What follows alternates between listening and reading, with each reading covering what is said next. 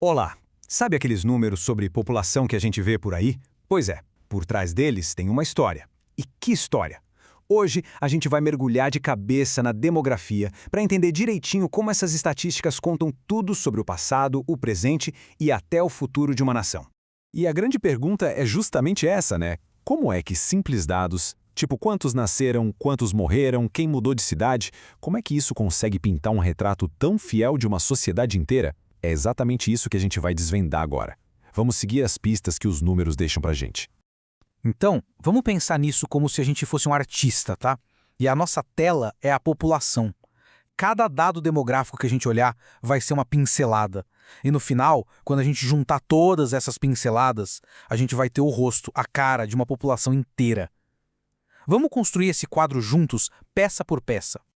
Ok, então para começar qualquer pintura, a gente precisa da tela, certo? No nosso caso, no mundo da demografia, preparar a tela significa responder a duas perguntinhas bem básicas, mas fundamentais.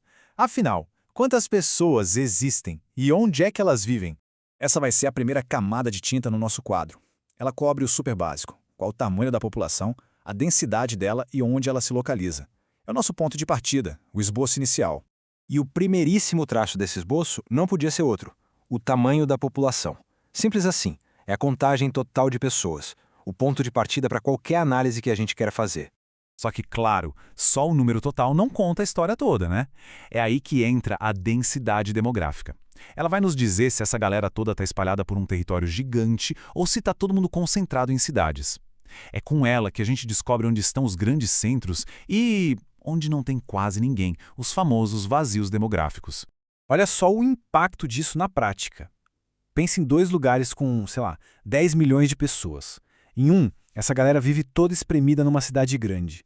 No outro, estão espalhados por um território enorme, tipo no campo. A vida, o dia a dia, seria completamente diferente, né? E a única diferença aí é a densidade.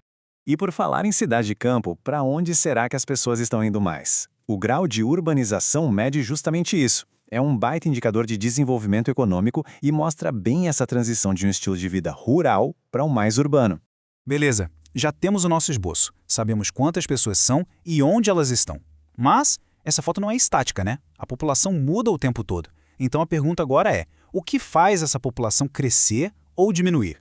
Quais são os motores por trás dessa mudança?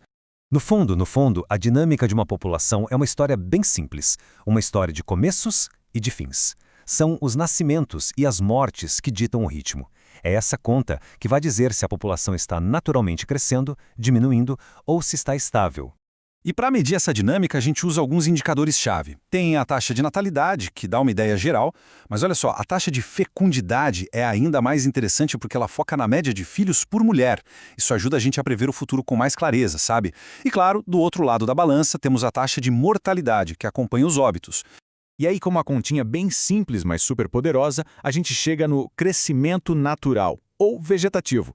É só pegar os nascimentos e subtrair as mortes. O resultado mostra se a população está crescendo ou diminuindo. Mas atenção, só por fatores biológicos, tá? Sem contar a galera que chega ou que vai embora, a migração. Ok, a população pode estar crescendo. Mas isso, por si só, não quer dizer muita coisa. Não significa que a qualidade de vida está melhorando junto. Então agora a gente muda o foco da nossa análise. A pergunta passa a ser: beleza, tem mais gente, mas como é que essas pessoas estão vivendo? E para responder isso, a gente olha para um dos indicadores mais, eu diria, mais reveladores que existem: a taxa de mortalidade infantil. Esse número é um espelho. Ele reflete direto a qualidade da saúde, do saneamento, da nutrição de um lugar. É um número que conta uma história muito profunda sobre como uma sociedade cuida de quem é mais vulnerável. E depois que a pessoa passa por essa fase inicial da vida, por quanto tempo em média ela vive? É isso que a expectativa de vida mostra pra gente. Ela dá um panorama geral da saúde e da qualidade de vida ao longo de toda a jornada.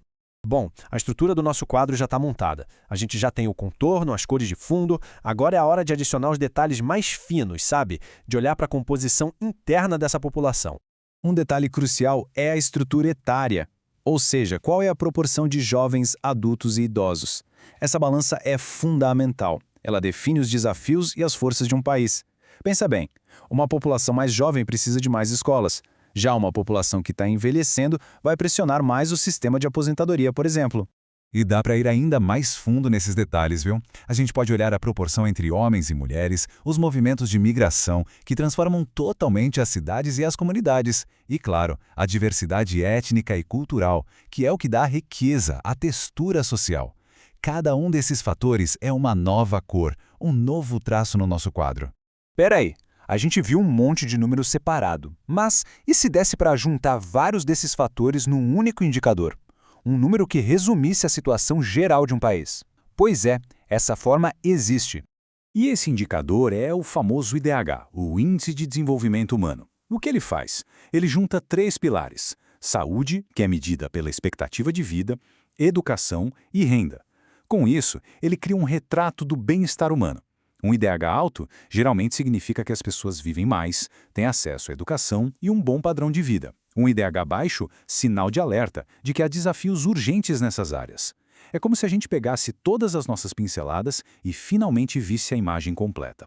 E aqui está o pulo do gato, o ponto principal de tudo isso. Nenhum desses números, isoladamente, conta a história completa. A mágica acontece quando a gente começa a conectar os pontos, sabe? Quando a gente percebe como um indicador influencia o outro, criando essa teia super complexa que é a vida em sociedade. Isso tudo nos traz de volta para a nossa tela, para o nosso retrato. Olhando para todos esses indicadores, que imagem surge? Que história esses números estão contando sobre o lugar onde a gente vive, sobre o futuro que nos espera? Essa é a grande reflexão que a demografia, no fim das contas, nos convida a fazer.